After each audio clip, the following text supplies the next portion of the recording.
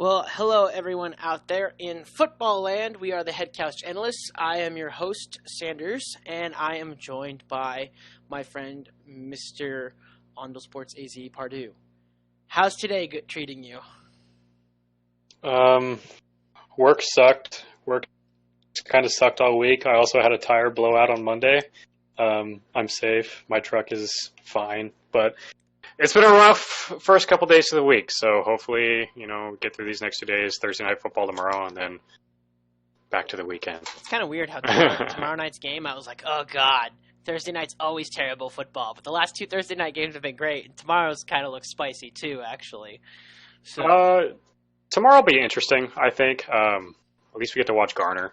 I mean, there's that, but like the Dolphins also almost forced the Bills to lose the game 31-28 last week. Like, That is true. that was pretty impressive. So, again, it's a well-coached team by Brian Flores. I still think it needs a lot of talent, but hey, I'm happy that the Dolphins are still competitive and whatnot, and I hope it buys Brian Flores a couple of years before they get competitive or Tua comes out or whatever it may be. So, yeah, we are here to talk to you guys about some takeaways that we had from Week 2. We're going to go with our predictions for Week 3, and we'll have our check down, first down, Hail Mary segment as normal. So let's get right into it. Do you want to start with one of your takeaways first? We can go back and forth on this. Yeah, I'm down for that. First thing is I just wanted to shout out Justin Herbert. To make your first NFL start is already, kind of a story in and of itself. But to be told by his word, 10 to 15 seconds before kickoff that you're going to make your first NFL start, that's something, that's even crazier because you didn't really have the exact full week to prepare. And now take into consideration that your first NFL start is against the defending Super Bowl champions. Wow, good luck. And, I mean, he came out and played really, really well. He kept his team in the game for the vast majority of it until Patrick Mahomes took over. But it's an interesting situation with the quarterback room in L.A. right now, one of the L.A. teams right now. As the news came down today that Tyrod Taylor, when he got that injection for his cracked rib, they actually punctured one of his lungs. First of all, do you really trust this team's medical staff to keep your players safe if you're puncturing your quarterback's lungs? And then on top of that, what's the quarterback situation going to be going forward for the Chargers? Obviously, I believe Justin Herbert will be starting this week, but after that, I mean, obviously it's going to depend on how Justin Herbert plays, but I mean, Anthony Lynn's already come out and said that Tyrod Taylor is a starter. What do you think on that? I mean, I just think you keep rolling with Herbert, even if he does come back healthy. Tyrod Taylor isn't going to be the answer for this team. And with some of the injuries they've sustained, you're probably not going to be a super competitive team this year. Now that the Raiders look like they might be a pretty good team, the Chiefs are obviously still going to be a Super Bowl contender. What are your thoughts? So, on my thoughts on the whole Tyrod Taylor situation, first of all, I feel bad for the dude, right?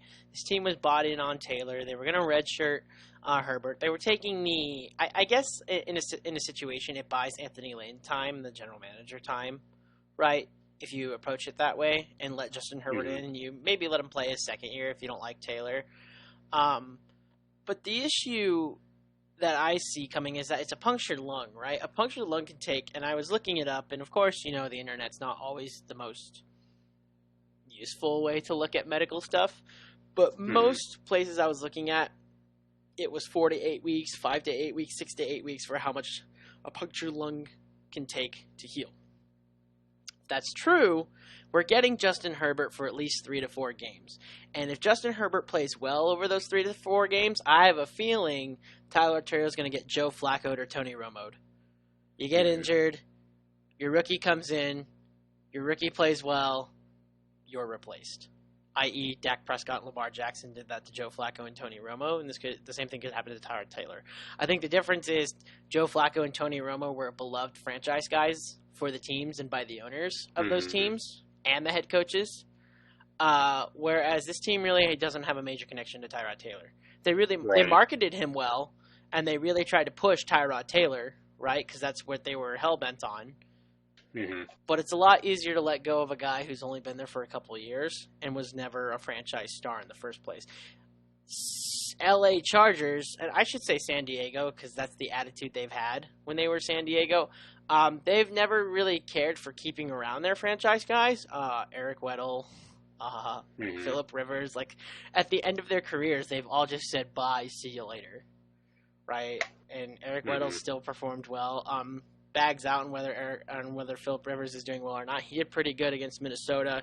So I have a feeling Tyrod Taylor's going to get screwed simply by the situation. Mm-hmm. No, I'd agree. And it's unfortunate because he is a good guy. The other thing, too, is that Justin Herbert, I was not fully convinced by on Sunday. I thought he played well given the situation. But there are some plays he made where, like, there was one. It was specifically his one interception. First of all, he threw it into triple coverage, which is a rookie mistake. But the second thing that bothered me was he's a fast, athletic dude who can run, right? And he runs out to the left, and there's wide open space in front of him with one defender there. Maybe this is just because I watch Lamar Jackson a lot. But even, like, Patrick Mahomes isn't the fastest guy. And if Patrick Mahomes runs that, you know, we've seen Patrick Mahomes juke people before. Is it really that hard for Justin Herbert to sit there and say, I'm going to run 4 or 5 yards, and if this defender gets me, he gets me. And if he doesn't, I've got another 7 to 10 yards I can get before I go out of bounds. Like, it's an easy first down run for Justin Herbert, and he chose to throw it kind of across his body into triple coverage, and it was an interception. So just mistakes like that. There was another one where he forced it down the middle, and it was a broken up pass, and it was into double coverage. Like too often his throws were into double and triple coverage, and I was like, I'm not sure about this guy yet. And then there was one specifically, I think it's called a curl route. Maybe it was an out route, but I think it was a curl route where he just overthrew the guy. It was wide open. He just overthrew him. So obviously it's one game. You know, I can't judge Justin Herbert on that. He made enough exciting plays to get excited about him, but I can't say after one game that I was like, yeah, this is the guy. I want to see more of the positives that I saw on Sunday than the negatives. Because if those negatives continue, it's going to be a long season and a long next season for Justin Herbert too. So I think the jury's still out on him for me.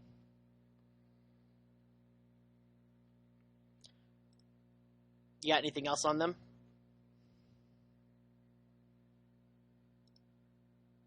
Ooh. You got anything else on him, Pardue? I think I'm going to continue on since he seems to have left the channel for a second. My takeaway... are you back? Yeah, I don't know what happened there.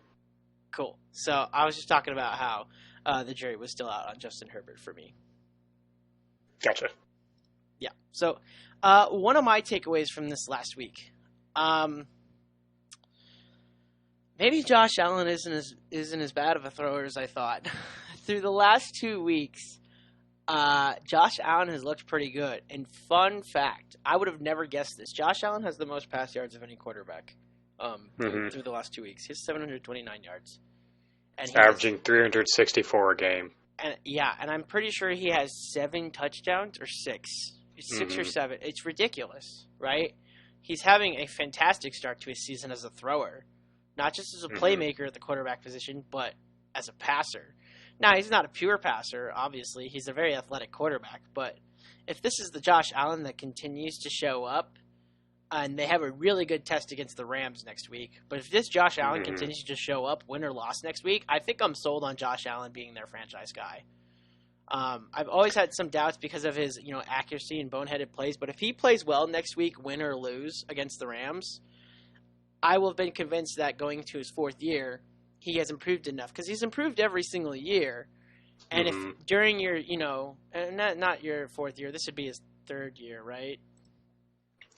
Yes, this would be his 3rd year. Yeah, then he has the typical growth spurt that a quarterback has at his 3rd year, right? I will be sold on him being a franchise guy if he continues to play this well. But he has to continue playing this well, obviously, right? I had my doubts in the past, but I won't anymore if he continues to play this well. So that was one of my takeaways of this week is Josh Allen might just be for real. Yeah, no, I wholeheartedly agree. Josh Allen's been extremely impressive, and I wouldn't say one of his biggest critics because I enjoy watching him play, but like you said, he makes a lot of boneheaded decisions that you just can't do as an NFL starting quarterback. He's extremely athletic, and he has showed off the arm, and that's something I've been extremely impressed with.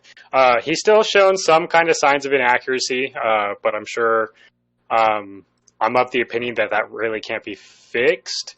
You can maybe improve on it, but you can't fix it. And he's shown that he is improving on it. And honestly, right now, he's my number 2 in fantasy voting. I know it's only 2 weeks in, and I know it's way too early to be talking about MVP. But if I were to, because I only have 3 guys that are even in the running of MVP right now, and it goes Russell Wilson because he's just playing out of his mind. 11. Think of it this way: Russell Wilson has 11 incompletions and 9 touchdown passes, which is just insane. And then I would actually put it at Josh Allen, just the way he's played. And then, not to be a homer, but Kyler Murray, because oh my God, he's just insane right now. I think he might get. I mean, come on.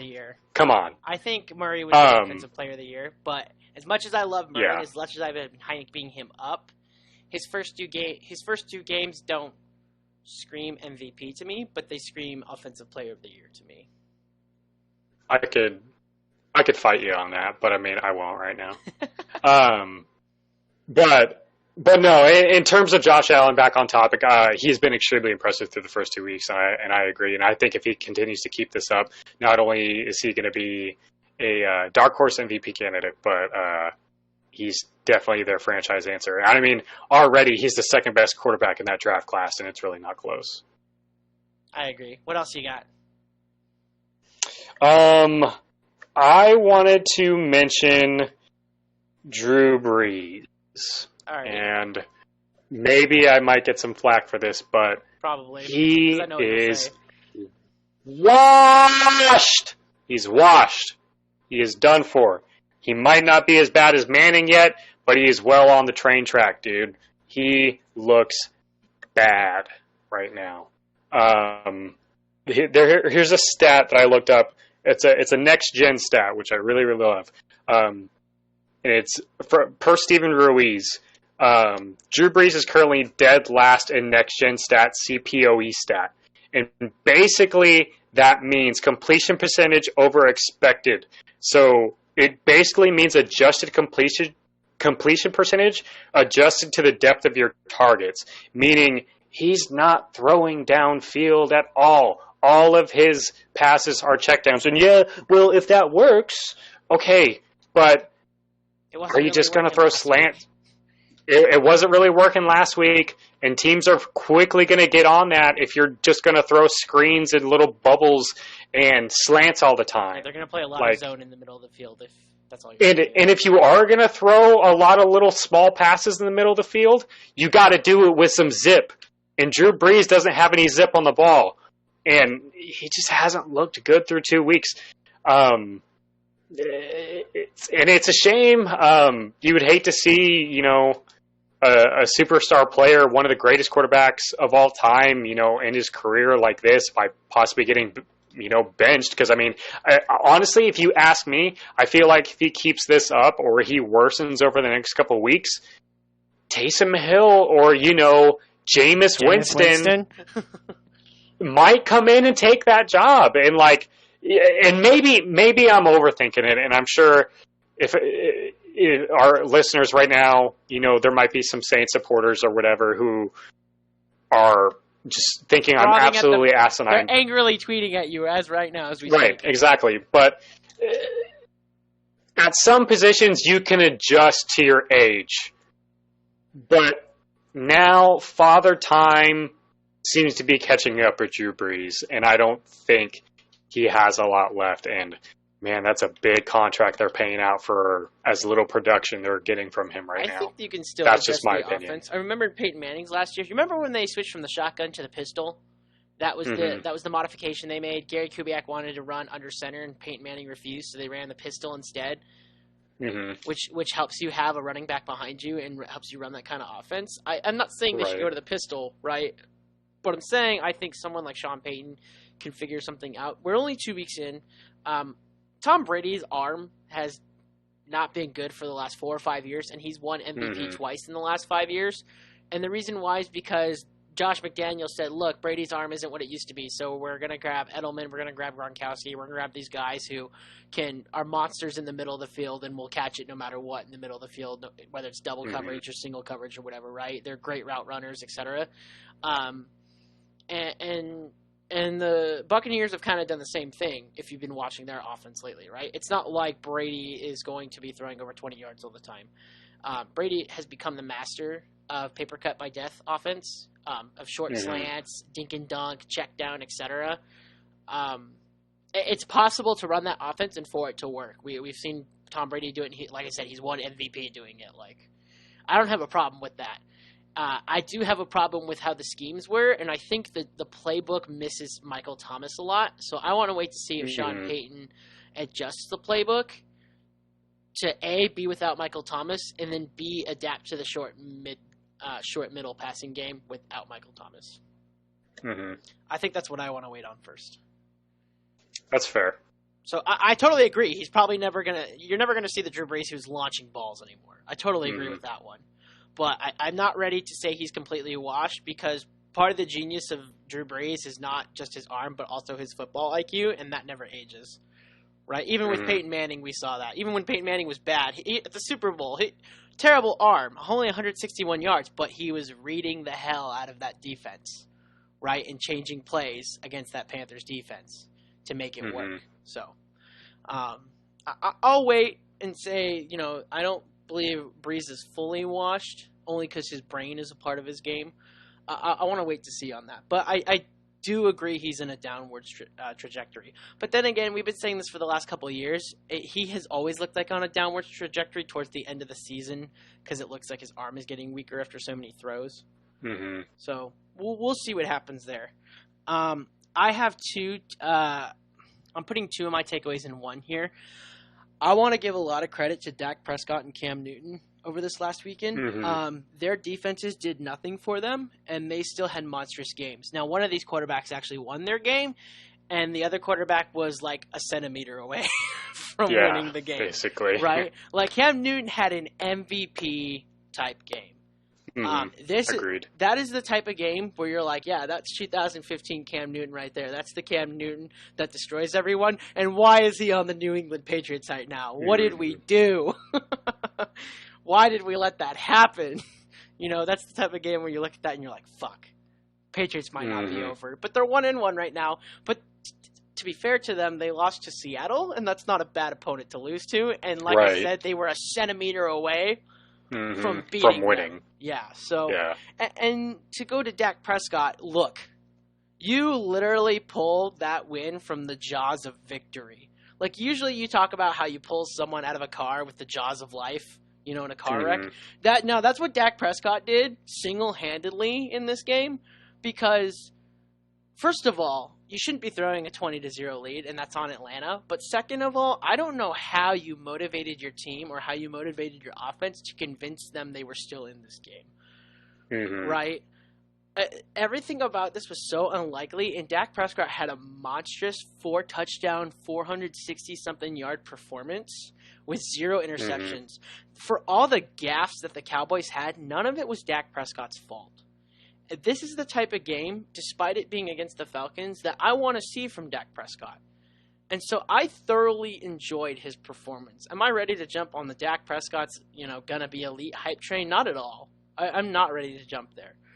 Some people might be. I'm not. But if this is the type of game that Dak Prescott can deliver when behind and take advantage of a team like that,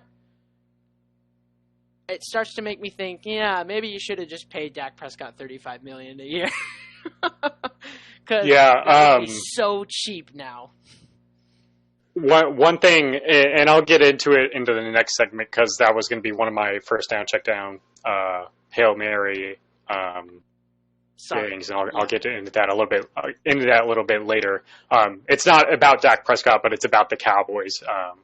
But yeah, you gotta give hats off to Dak Prescott. I'm one of the biggest Dak Prescott haters. I always kind of thought he's been a bit overrated outside of his rookie year. I thought he was really excellent his rookie year, but other than that, I was like, he's a decent starting quarterback in the league. That being said, he absolutely put the team on his back and carried them to a victory, which is extremely impressive, given where they were in that game. I think I heard on the radio earlier this week at like one point, like midway through the second quarter, they had like a 0.8% chance of winning the game. Which, I mean, geez, Falcons, you're really blowing stuff like that, which is just ridiculous. Anyway, so yeah, hats off to Dak. That's the kind of game, that's the kind of performance that's going to get him the contract he's been waiting for. Yeah, so I was impressed by Cam Newton. I was impressed by Dak Prescott. Yeah, and last thing, I guess mine was all quarterbacks this week. I guess kind of odd because I'm a very defensive-minded person. But oh my God, I swear to God, the Giants should be looking for their quarterback replacement if Daniel Jones continues his nightmares. He looks just as bad as his rookie season. And I thought during his rookie season, I was like, oh, he's a rookie. He's making these mistakes. Because I remember when Lamar Jackson fumbled 13 times in 7 games, right? And that was a nightmare for me, and I was really concerned about that going to his sophomore year. But I was like, you know what? I saw Lamar Jackson fix it. We've seen other quarterbacks fix their mistakes. Daniel Jones can do it in through 2 weeks. It's been nothing but the same. There was a sack where he got fumbled. He threw an interception this game. You aren't going to win games if you're not winning the turnover battle. And if the biggest reason you're not winning the turnover battle is because your quarterback keeps giving away the ball, the guy who touches it every single play, that in and of itself is a massive problem. And if Daniel Jones doesn't get this fixed immediately, I don't even know if he makes it to his third year. I really don't. You cannot place trust in a guy who's constantly making you lose the turnover battle. Especially when his play isn't enough to justify it. Like, the Ravens still went 6-1 despite the fact that Lamar Jackson fumbled 13 times. Why? Because Lamar Jackson was winning them games. Mostly through his feet and not really through his arm, but he was winning them games, right? So you can kind of excuse that and hope it gets better. Daniel Jones isn't winning them games. He's losing them games. Right. So I think that's a big problem. I not big. It's a massive problem. So, yeah. Those were my takeaways from week 1. And I know we didn't touch every team this time around. Like, I didn't touch my team. We didn't really touch Arizona. So we didn't touch right, but we're also going to get into all of our matchups to predictions, so we'll get around to it. Yeah, so we'll touch on every team. But there's a couple other takeaways you could have said. Like, you could have said how the Colts bounce back, or how the Packers are dominating, or how the Vikings are just fucking awful. That too, or that John Gruden seems to have finally gotten a team that buys into his culture. You know, there's a lot that you could say here. But, you know, we'll leave that all for when we talk about our picks. So let's get to our check down, our first down completion, and our Hail Mary. So last week we did it to where I did all 3 of my takes and Pardue did all 3 of his. Do you want to do something different where we both do our check downs and then both completions? Yeah, that's what I was kind of thinking too. Yeah. All right, cool. Yes, do you want to start off with the check down first? Or you want me to? You go ahead and start. All right, I'll start with my check down first. So I feel like this is a pretty given and pretty obvious. And this sounds like a cop-out, and I promise you it's not. I think the healthiest team with the best quarterbacks are the ones who are going to be in the championship games this year. With how much injuries affected week 2, like, you know, Saquon Barkley was hurt, right? That's the biggest part of their offense, and Sterling Shepard's out for the year. I don't really see Daniel Jones lifting up the Giants, right, at all in a bad division. Whereas contrast to something like Green Bay, Seattle, the Ravens, the Ravens did have their slot corner go out for the year, but he also went out for the year last year in training camp, and they did really well without him last year, so I anticipate the same to happen again this year.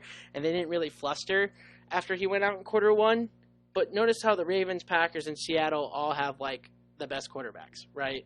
And they're all some of the healthiest teams.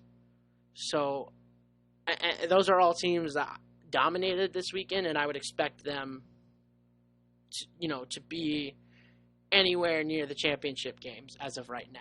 Right, and that's far away from right now, but I anticipate as we go into into the future, the teams with the best performing quarterbacks and the healthiest teams, I think this year are the ones that make it. So if you want your team to make it, well, A, your quarterback better be playing well, and B, you better be healthy. Mm-hmm.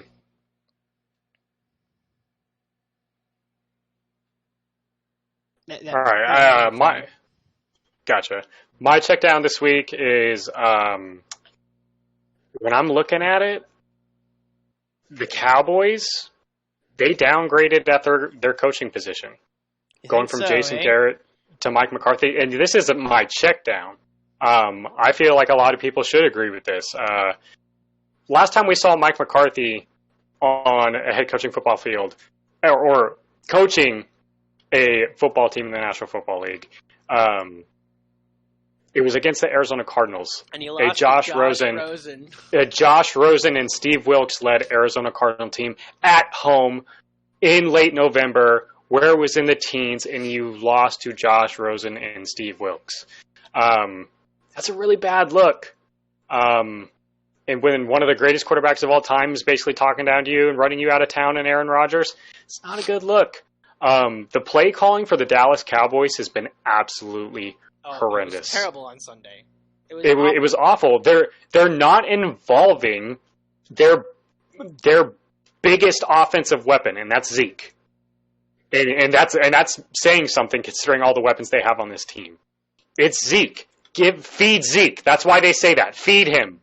And they're not doing it. It doesn't make sense. I just don't get it. Like, what is he thinking? And you could say, oh well, the coaching led this great comeback. No, they didn't. Dak Prescott single-handedly led that comeback. Can I say one thing about Sunday? I don't know if you want to feed Zeke more necessarily, because first of all, he had a 4 yards per rush clip, which is pretty good, but it was also on 22 rushes. They gave him the ball 22 times. Like, I don't think, and he also received the ball 6 times. So he touched it 28 times. I don't think that's necessarily the problem for the play calling. I would say stuff like running it down the middle on 4th and 5. What the fuck? Right. Shit like that. Yeah, I just don't get it. I was never a big Mike McCarthy guy. I don't know if I've really talked about it a whole lot on this podcast, but you've heard me talk about how I've never liked Mike McCarthy. Yeah. So I just don't like the hire, and I don't like Jason Garrett either, but at least Jason Garrett won easy games and didn't, get super far behind and had to rely on a superstar to carry his team to a victory, Hey, what's new with superstar carrying a Mike McCarthy offense? Yeah. We'll see if it gets better, but like Sunday it was terrible. Like I could not believe some of the calls that were happening. And I don't know if that special teams call was Mike McCarthy or the special teams coordinator, but whoever it was needs to be fined by the team. It was bad. No, I agree. Their play calling is holding them back. This team should be way better than it is. Mm-hmm. But, especially because CeeDee Lamb made a fantastic catch in the game.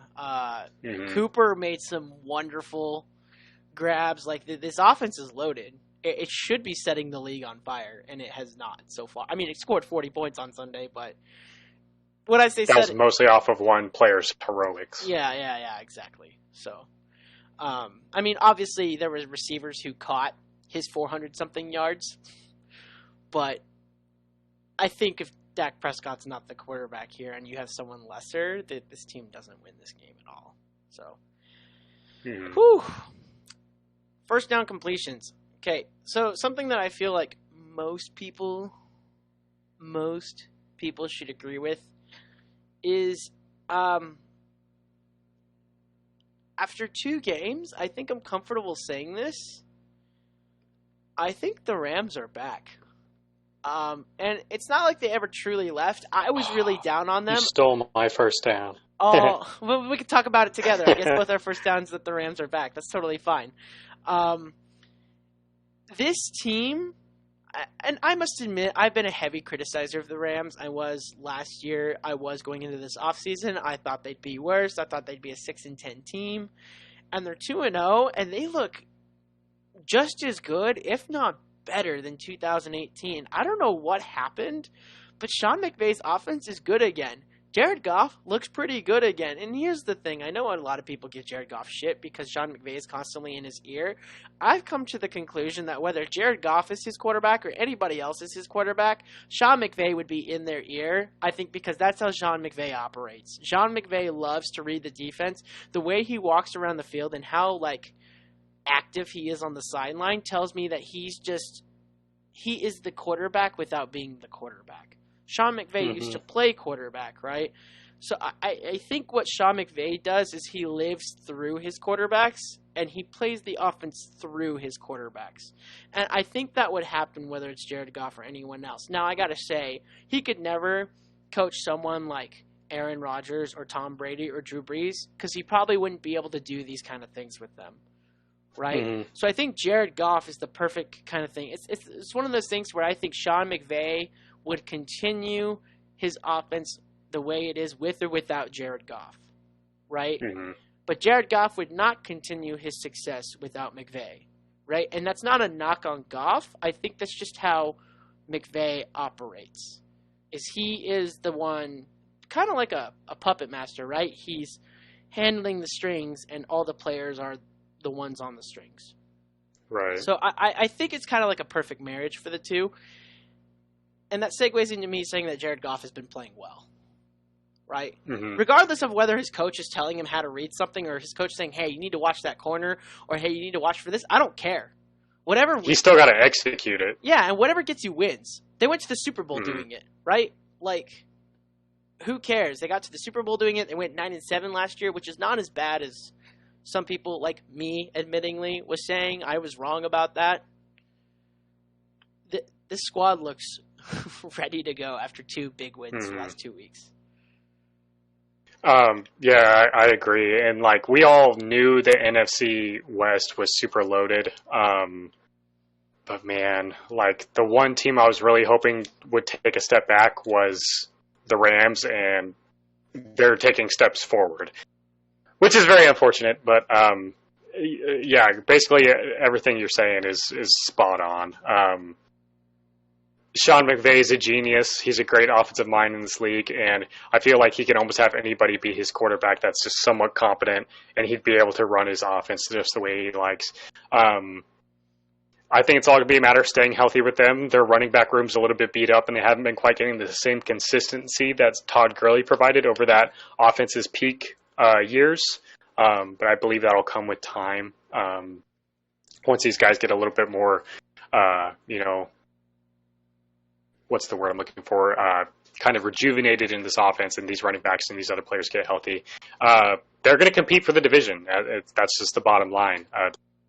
They're going to compete for the division. They're going to compete for a playoff spot. And they're a lot better than people were giving them credit for. I will say the one key difference in how Sean McVay's been calling the plays is he's adopted a West Coast style offense. Instead of always coming from the shotgun, he's playing a lot of play action, and it's really helping Jared Goff with his reads. I've always been a fan of play action quarterbacks. Joe Flacco did it a lot. Kirk Cousins did it a lot when he was successful. Jared Goff is having some success with it right now. Peyton Manning had some success with it. I like play action quarterbacks, which is funny because, my quarterback's Lamar Jackson, and he doesn't play action at all. It's all read option or shotgun. So I don't get to see some of my favorite offensive styles anymore. I think that's why I liked Drew Lock before he got his shoulder injury and he's out for 6 weeks. Because I really like play action. I think it's an awesome concept. I think the idea of getting the ball, running the ball and then faking the run to go for a play on the outside where the quarterback has plenty of room to read the defense and stuff like that, I think is such an awesome concept. And it's been in the NFL for years, and it's never stopped working. It's not like one of those niche things that may or may not continue to work, right? No, it's always worked. So I like play action, and I think it's cool that Sean McVay has adopted some play action to his game. And, of course, it's not all play action. He still does shotgun. He still has, runs from under center, other things like that. But I do enjoy the fact that he picked up some old plays from the past, and he's utilizing them in his own style and fashion. So, yeah, that's what I've noticed about the Rams. And defensively, I mean, Who knows about the Cowboys? Because they limited the Cowboys to 17 points, who scored 40 this last week, right? But they kept the Eagles at 19, and the Eagles only had 17 the week before. So who knows if the Eagles are even a threat offensively? Agreed. All right, you ready for the Hail Marys? I want you to go first. Let's hear it. So, going back to the NFC West, 3 teams in the NFC West will make the playoffs this year, and one of them, the one that does not, will be the 49ers. And now, you say, oh, well, that kind of makes sense now, and maybe it's not quite a Hail Mary, given all the injuries that the 49ers just sustained this week, losing Nick Bosa, Solomon Thomas, they're going to be losing Jimmy G for a decent amount of time. Well, you still got Kyle Shanahan. Nick Mullins has proven to be a decent backup. And I know it's the Jets, but even with all those injuries they sustained, the final score of that game was still 31-13. After all the adversity that the 49ers still went through, they still demolished that team. And I know they're going to be missing a lot of key pieces for the rest of the season. And I believe that's what's going to hold them back. But that's still going to be a very competitive football team. And they're probably still going to finish with a winning record. But that's my take. And honestly, if the Rams keep it up, I think they take the division this year, because personally, I'm not willing to say the Cardinals win the division quite yet. I'm not a big believer in that Seattle defense, and I believe that's going to hurt them down the stretch. Personally, I believe that the Rams, believe it or not, are probably the most well-rounded team so far in the NFC West, and it's still early on for me to say that through the first 2 weeks, but through the first 2 weeks, I feel like they're the most well-rounded team in the NFC West, and I think that's going to help them out down the stretch. But 3 teams from the NFC West will make the playoffs, not the 49ers. Yeah, I'd have to agree. It's funny how, when the Cardinals won, I was like, yeah! Then I went back and I watched the Rams-Eagles game, and I was like, shit. The Rams are going to ruin my Cardinals division pick, aren't they? That was my thought when I watched the tape. I was like, oh, fuck. I don't know if the Cardinals are going to beat this team. I really don't know. It'll be interesting seeing, what happens. And what's funny is the Rams have a hard test next week, and the Cardinals have another whatever team next week. The Cardinals benefit from a pretty simple schedule in the first 7 weeks. If they can get some momentum going, there's a lot to be said about momentum, right? Even if they're quote unquote bad teams, right? The margin between the worst team in the NFL and the best team in the NFL is so small, right? And everything in between is small. The difference between I don't know. Who would I consider the worst right now after 2 weeks? Probably the Giants?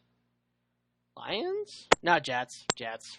I was about to say it's definitely the Jets. The difference between someone like the Jets and the Packers is not that massive. Take away Aaron Rodgers and Sam Darnold, okay? The difference between those teams isn't as huge. Now, there's still obviously massive difference in talent between the two, but I think you get my point. There's a reason why we have the mantra on any given Sunday, any team can win. Because there's that little difference, and it's those little differences are why the best teams go to the Super Bowl and win it, right? And why other teams are 4-12 and 5-11. So, I don't know where I was going with that. I really don't remember where I was going with that. That's pretty bad. Not even gonna throw me a bone. I agree with what you're saying. I think it kind of changes from year to year in terms of the worst team being that far off from the best team. But no, I agree with what you're saying.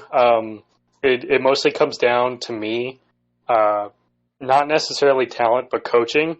And especially when you look at like your example, the Jets and the Packers. One has Adam Gase, and another one has Matt LaFleur, who is obviously a rising coach in this league. But But no, I see what you're saying, and I agree. And that's the difference between like the Rams playing the Bills and the Cardinals playing the Lions this week. Was what I was going to get at. That's where I was going with it. Right? The Cardinals might be 3-0. The Rams might be 2-1.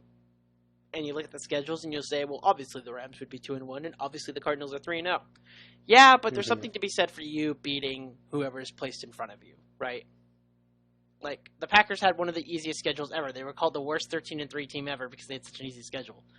Well, that worst 13-3 team ever still went to the NFC Championship and is 2-0, kicking everybody's ass. So, I don't know what to say. Well, you can think of wins however you want. Your job as a team and as a player is to beat who's in front of you. You win your matchup and then you win the game. Like, that's all you have to do. I don't believe in this whole teams are lucky to get to championship games or the Super Bowl. Like, that's just nonsense. If you are one of the 4 teams who got to a championship game, you did something right. And if you're one of the 2 teams who gets to a Super Bowl, you were obviously doing something right. And if you win the Super Bowl, no one should question you whether you were doing something right or not. There is no such thing as a lucky Super Bowl win. You just win the game. Seahawks fans punching air right now. Anyway, should have ran the ball. Haha. Anyway, so my Hail Mary for this week. Normally, there's teams that are 0-2, and I still place my faith in. If Drew Lock was still healthy, I would place my faith in Denver still, even at 0-2. But he's not healthy, which leads me to this, I guess, prediction. And it kind of means I'm making a firm statement after 2 games, which is not something you need to do. But I look at these teams and I feel confident in saying it, so I'm going to. Not a single 0-2 team this year is going to make the playoffs. Not a single one, even with the extra 2 teams. So who does that mean is not going to make the playoffs? I'm saying the Panthers aren't going to. I'm saying the Broncos aren't going to. I'm telling you the Eagles aren't going to. I'm telling you the Jets aren't going to. The Dolphins are not going to. The Lions won't. The Falcons won't. The Giants won't. The Texans won't. And the Vikings won't. Ooh. Mm-hmm. And you see, like, I feel like that one, the Texans, is a bit borderline just because we have seen them in the playoffs in the last couple of years. And we also got to remember the Texans probably got the biggest scheduling fuck of the year to start their season. Here's the thing. Here's the thing. You want to know what their next 2 games are? The Steelers and the Vikings. Okay, so the Steelers could be 0-3. The Vikings, I have no idea if the real Vikings team will show up or not. Right? But there's potential the Vikings and Texans are both 0-3 at that point. Someone's got to win. And both of those teams are 0-2. And I don't think either of those teams are going to make the playoffs. One of them's going to give each other a win. The Steelers? What? You said they played the Steelers. The Steelers aren't 0-2, are they? No. They're 2-0. Oh, yeah. I see what you're saying. I see what you're saying. I'm saying the Texans Steelers are probably go 3-0 this weekend. Make the Texans go 0-3. Right. There's a chance the Vikings start 0-3, and then the Vikings and Texans play each other week 4. Like, right, and that's what I'm saying is I feel like while the Texans have looked bad so far this season, I feel like it's kind of hard to really judge where they might be because of the weird offseason and the fact that they just had to play the Chiefs. And then, I'm sorry, who'd they play just this last week? They played the Ravens. The Ravens. Didn't they? Yeah, they did. Yeah. So they just played the 2 best teams in the AFC, and now they're going to probably follow up by playing the 3rd best team. The 3rd best team in the AFC. Yeah, exactly. You're playing because like I'm glad you said it because like I was like, should I say they're the 3rd best team? But yeah, they are. They 100% are. So you're going to start your season by playing the top 3 best teams in our opinion in your conference, and then expect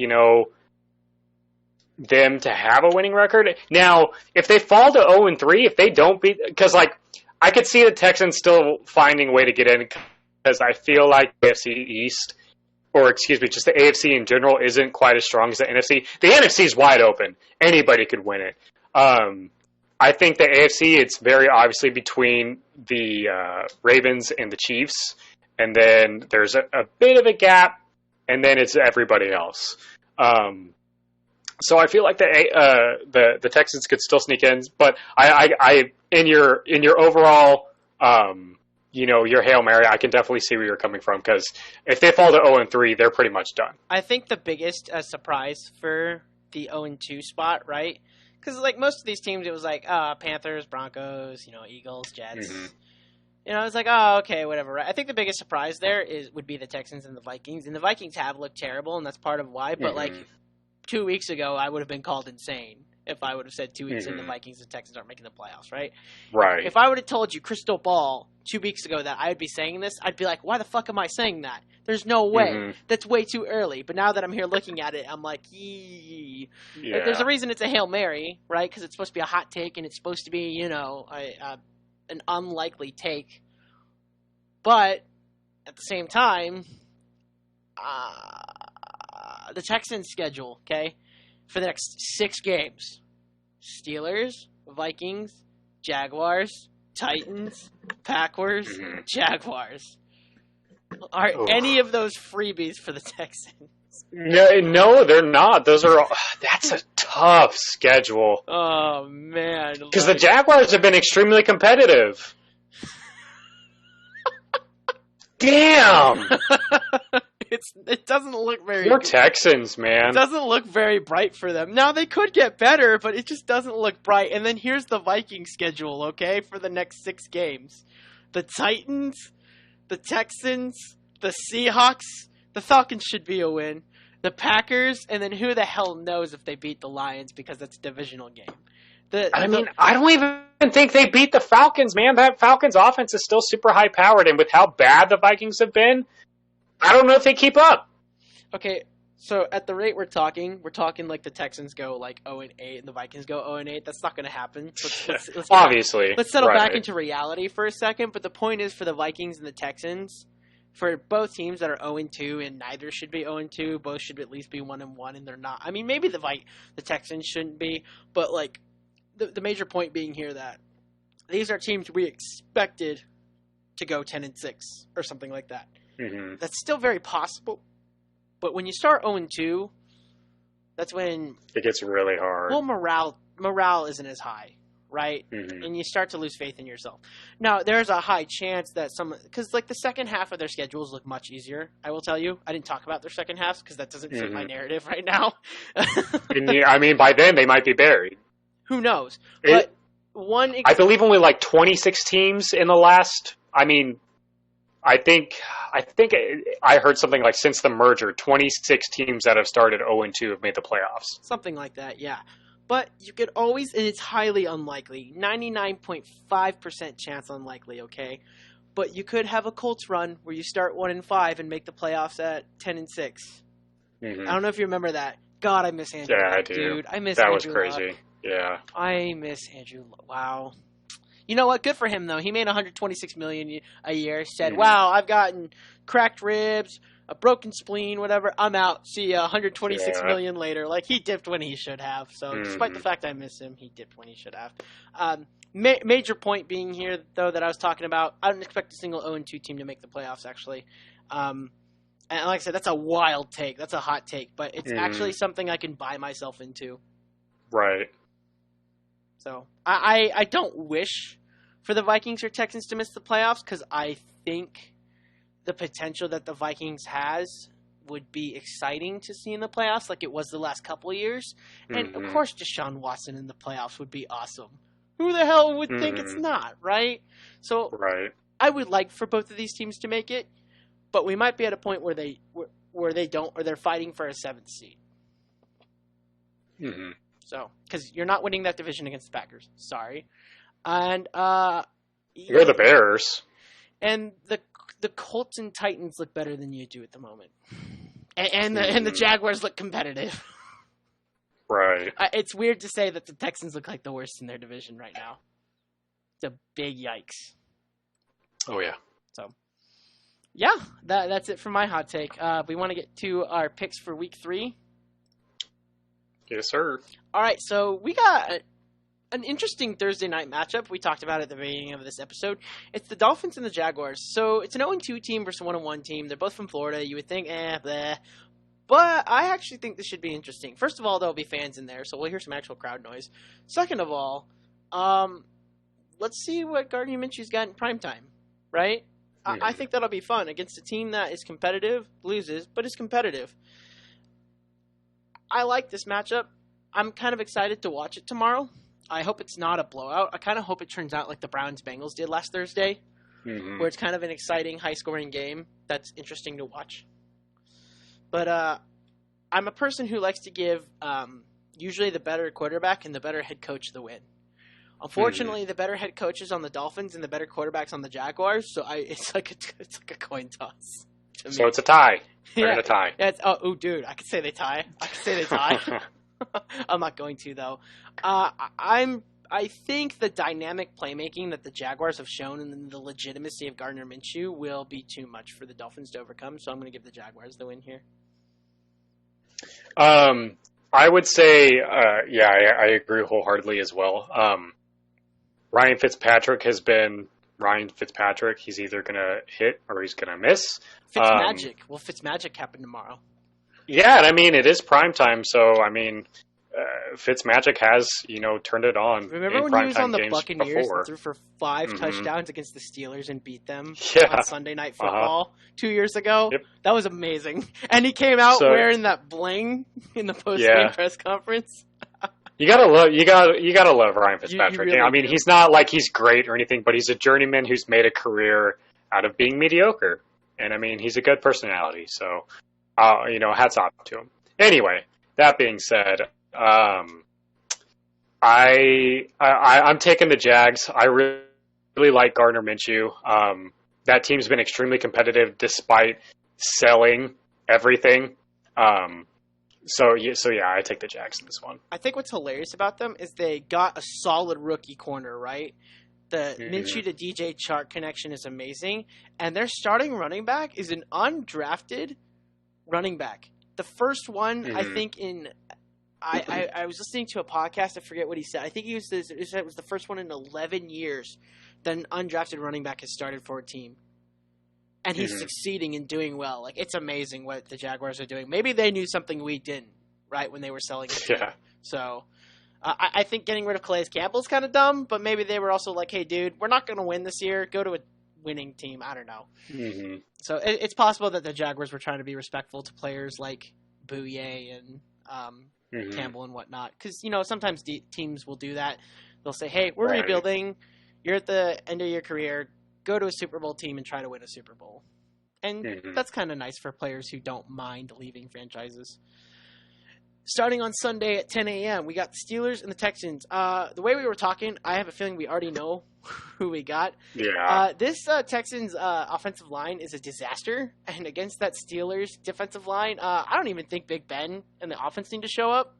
Because I think T.J. Watt, Bud Dupree, and everyone else will take care of business. And they will single-handedly put Deshaun Watson in a flummox and kill the Texans.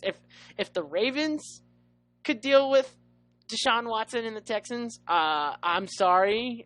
Even as a massive Ravens fan, the Steelers' defensive line is better, and they will destroy Watson. Not because that's Watson's fault, but because that line won't protect him.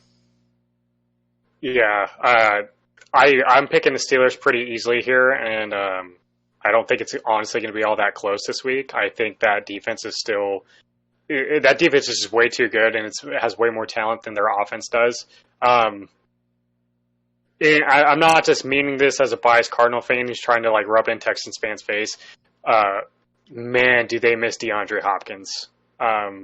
They miss their ex-dominant receiver because they don't have it and they just don't look the same.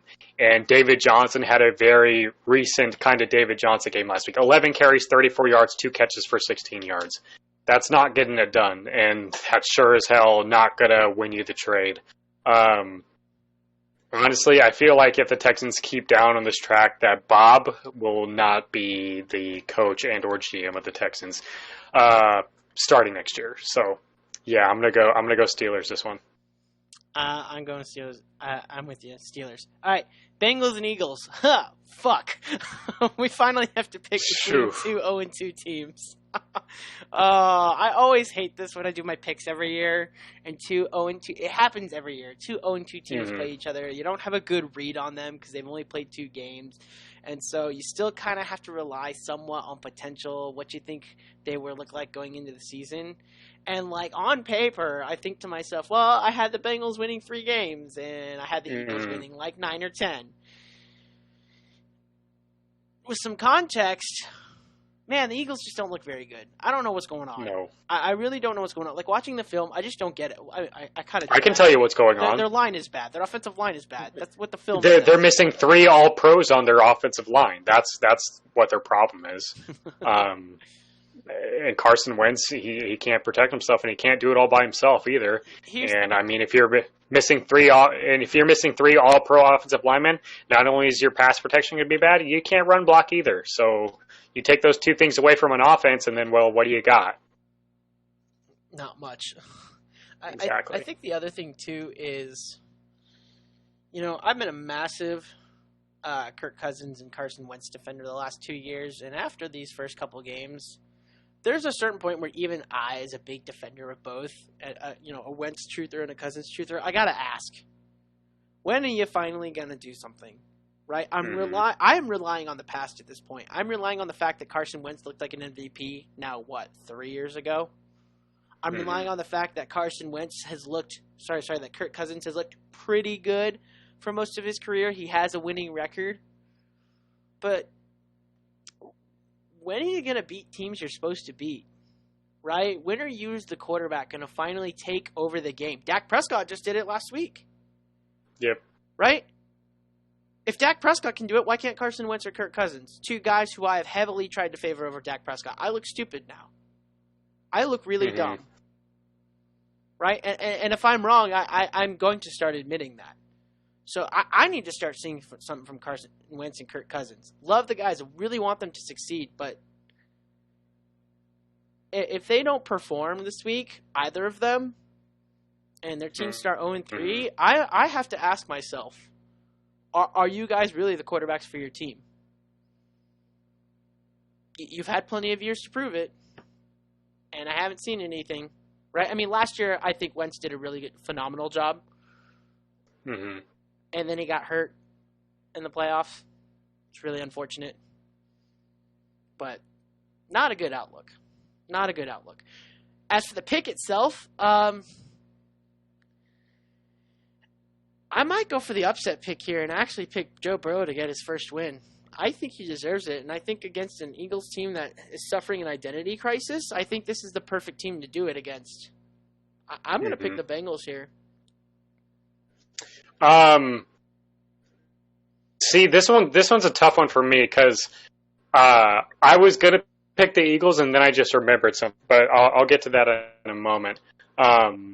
When I'm making a case for the Eagles, I look at the coach, who's a more experienced coach, a Super Bowl winning coach, in Doug Peterson. And then I look at Carson Wentz, who's also a former MVP candidate. Now, he hasn't been that great this year, but I'm chalking up a lot of that to not having much of a run game or an offensive line in front of him. And I mean, he doesn't have the greatest weapons either.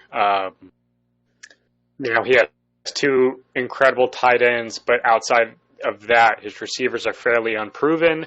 And he's relying on really young guys at the running back position to try and contribute. And behind an inexperienced and really bad offensive line, that's going to be really tough to make happen. Now, when I'm looking at the Bengals, here was the point that kind of I think is going to sway my decision. Number one, I think their coach is all right. His name is slipping my mind right now at the moment. Taylor. Can you give me a refresher? Zach Taylor, that's right. I'm still kind of on the fence with Zach Taylor, and the fact that you made Joe Burrow throw 61 times in his second career game but he looked pretty good doing highly questionable. He did look very good doing it, but it's still highly questionable. I mean, he's just a rookie making his second career start. But they did look very competitive, and Joe Burrow looked very, very, very good against actually a pretty good defensive front in Cleveland. I I think, honestly, reluctantly, I think coming off of 10 days of rest, since they played on Thursday night. Too. That does matter. Yep. Coming off of 10 days of rest, they've stayed relatively healthy. I think I'm going to take a healthy Bengals team off of 10 days of rest. Yeah, I like that. I like that a lot. The Browns and the Bengals didn't have to be part of the Week 2 curse. Mm-hmm. So we're both picking the Bengals. That's genuinely shocking to me, but I guess it is what it is. 49ers and Jets. Give me the 49ers. I don't care how injured the 49ers. Dude, I have faith in a Nicky Mullins-led offense coached by Kyle Shanahan over a Daniel Jones offense coached by Jason Garrett. That's my analysis. Also, and the other side is, even if you decide that you don't like Nicky Mullins, which, to be fair, liking Nicky Mullins is more of a meme to me than anything else. I think he just has a great name. And he had some fun games when he was playing for the 49ers and starting games. But Robert Saleh, the defensive coordinator for the 49ers, will single-handedly outcoach Jason Garrett. Mm-hmm. He will single-handedly outcoach Jason Garrett. It doesn't even have to be Kyle Shanahan outscoring Joe Judge and whoever the defensive coordinator is of the Giants. I forget who it is. It doesn't even have to be Kyle Shanahan. I firmly believe Robert Saleh will handle this game with his defense. Mm-hmm. It doesn't matter that Nick Bosa is out. It doesn't matter that Thomas is out. I don't care. The guy is a genius at defense. I don't see where when Sterling Shepard and Saquon Barkley is out, how the Giants move the ball. You got Golden Tate. I think Golden Tate's awesome. Love Golden Tate. Who else you got? Darius Slayton, Evan Ingram, just signed Devontae Freeman. Because I actually disagree with you. I agree with you, but I'm still picking the 49ers regardless. Honestly, I'm going to go Giants this week. And not only do I think you're kind of underselling the weapons on the Giants roster, I think a team in the 49ers that came off of a week where they lost almost all of their star players, and that's not an overstatement. They really just lost all of their star players. So that's going to hurt morale. And then you're going to go on the road for a 10 o'clock body clock game. And now I know they're staying at the Greenbrier, so they're still on the East Coast, so they don't have to travel quite as far. But you're staying away from home for an entire 2 weeks, and then you just lost everybody in your team. I think morale's low. And that's going to have an effect on the game. So I think the Giants steal a close one against the 49ers on Sunday. All right, cool. I think this is one of the first ones we disagreed on, by the way. That is the first one we've disagreed on. I was going to mention that as well. All right, so I'm excited for this matchup. Raiders and the Patriots. Man, it's a tough one. You got to look at, how have the Raiders been succeeding? They've been succeeding through Josh Jacobs, and Josh Jacobs opens up the game for Derek Carr to play well. This is the type of game plan John Gruden loves. He loved it 20 years ago. He loves it now. Now, is he rocking the ball as much as he was 20 years ago? No. But it's still a smash mouth style of football that John Gruden loves to play. That and Max Crosby is a mean motherfucker on defense. Mm-hmm. He has given the Raiders a defensive identity, and this team is just mean, and that's what the Raiders are supposed to be. They're supposed to be the bully of the NFL, right? They've been kind of a joke in the NFL for the last 15-plus years, but John Gruden has gotten the Raiders to embrace their old identity, and he's got the team bought in, and that's kind of a scary thought. On the other hand, is 2015 Cam Newton back? It looks like it. And if he is, that's pretty scary too with the Bill Belichick defense and a Steve Belichick defense, I should say, because his son is the defensive coordinator. That's hard. John Gruden, Bill Belichick, Derek Carr, Cam Newton. Like, who do you pick? I mean, that's the matchup. Do you want me to make the pick first, or?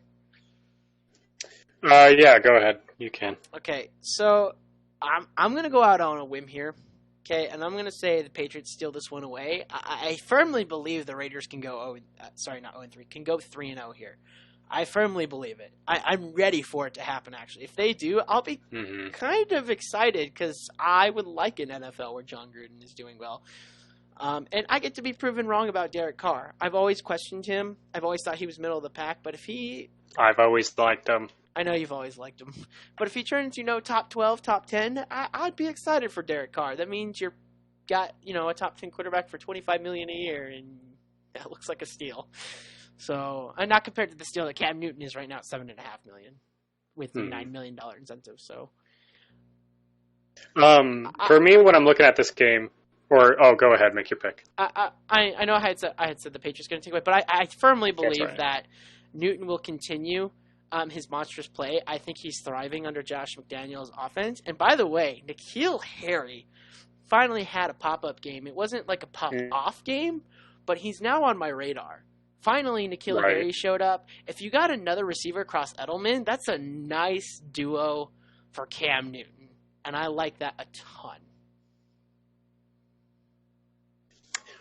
For me, looking at this game, what the Raiders did on Monday night was extremely impressive against a very, very talented Saints team. And it was funny, the Saints went up 10 points, and Michael Thomas tweets out, "Oh, this could get ugly quick," and then you fucking lost. And then it got ugly real quick. yeah. Michael Thomas, you just need to shut the fuck up. You really do. God, I hate Michael Thomas. I do. Like, he's a great, excellent wide receiver, but dude, just shut your fucking mouth. Anyway, I think what the Raiders are doing is really good. I think they're a very well-coached football team. And you mentioned Derek Carr, because I've always liked Derek Carr. And you mentioned, he could be a top 12, top 10 quarterback. He doesn't need to be that on this team. When you look at the stat sheet for Monday night, Derek Carr played pretty well. He had 3 touchdown passes. He was over 250 yards passing, had a pretty good completion percentage. And you would think, oh, wow, those are actually pretty good numbers. But he managed the game. That's what he did. He just threw it to Darren Waller all night and ran it with Josh Jacobs. That was about it. He managed the game. The defense went and did their job. Josh Jacobs ran the ball well, and he threw it up to Waller. That's all he's got to do. It's a very well-coached football team. I think John Gruden gets the respect he quite deserves in the NFL fan base community. But if Derek Carr can keep playing the way he is, they're going to be in very good shape. Now, when it comes to making my pick, while I am kind of a believer in the Raiders, I do believe they're going to be a good team, and I feel like they're probably going to be a playoff team this year. I find it very hard to pick them this week, and I'm giving an edge to the Patriots simply because they're playing at home, and maybe there's not a home field advantage this year. But to me, the home field advantage isn't just the fans, it's the travel. And you're still having to go travel. I believe for them, this is would be a 10 a.m. body clock game. Yeah, it is, because it's going across very far East Coast. So I'll give the edge to the Patriots. I think in a close one. I believe this is 2 very well coached football teams. But I'll give the edge to the Cam Newton and Bill Belichick led Patriots in this one. Yeah, I like that. By the way, fun fact: do you remember 3 years ago when John Gruden was signed, and I was talking to you about it, and I said, this is a 10-year deal. In other words, I firmly believe Gruden told them, you're going to have to wait till about year 3, year 4, till you start seeing results. Mm-hmm. Right. Look at where we are in year 4. Mm-hmm. Way better than where they were the last 3 years, right? It's kind of funny how that works. They started off hot last season, too. I don't remember exactly what their record was, but they started off pretty good last season, but then they got bit by the injury bug. They were 7-5 last year. Mm-hmm. But yeah, in the first 2 years they looked awful. But I think that's just because the team was not what John Gruden wanted. They traded away Khalil Mack, they traded away Amari Cooper. He wanted a team in his vision, and we're starting to see what that is now. And it was gonna take a few years. So, and the fact that Mike Mayock is their GM is so fucking hilarious to me. Yeah. That GM hire was just basically saying, "Hey, dude, you're just going to be the highest paid scouts person on our team," because it turns out that John Gruden is the GM. Yeah. But they hired a GM, I think, just so like they can have a second opinion over Gruden. But if you want me to be honest, I think the person who probably finally makes the decisions is John Gruden himself. Oh yeah, most definitely. So, anyways, moving on. Titans Vikings. Ooh. Oof. You know what's so funny about this is normally for some 0-2 teams, I'm like, there were some positives to grab on. There has been no positives whatsoever for me to grab on the last 2 weeks. If you want to talk about how the fact that Kirk Cousins and Adam Thielen made a dynamic connection in the second half of the Green Bay game, you're more than free to do that. I'm also going to tell you the game was over, and that doesn't matter. That's all garbage type stats. My fantasy team was happy about it. I have Adam Thielen. I was ecstatic. But the problem is, how about when the game matters? Kirk Cousins threw 3 interceptions last week, and let me say something about that. He threw 2. The third one was a Hail Mary with 2 seconds left in the half. That interception shouldn't count. You shouldn't count that because who cares if it's intercepted or not, right? It's not a game-changing moment. Right, so who cares? But he threw 2 interceptions. One of the ones which was tipped, and I don't think he should have thrown the ball in the first place, so I kind of blame him for it. And the second interception was very clearly his fault. So one of the interceptions you can justify was 100% on Cousins. The second, the tipped one, depending upon your perspective. The third one, don't count. Either way, I count 2 interceptions. Kirk Cousins has not played well when it's mattered the last 2 games. The defense, where the hell's the defense? The defense hasn't shown up.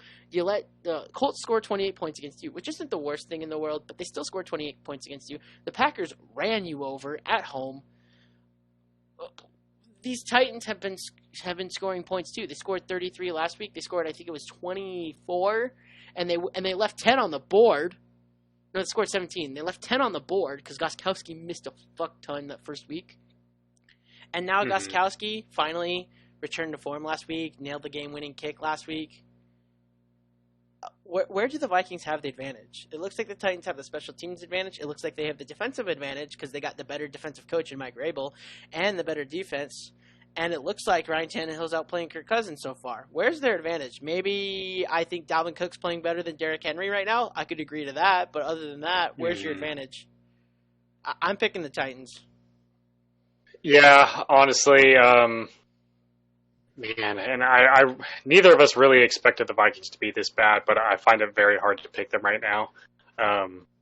Piggybacking off of a lot of what you said, I just don't really see anywhere where the Vikings have a real legitimate advantage right now.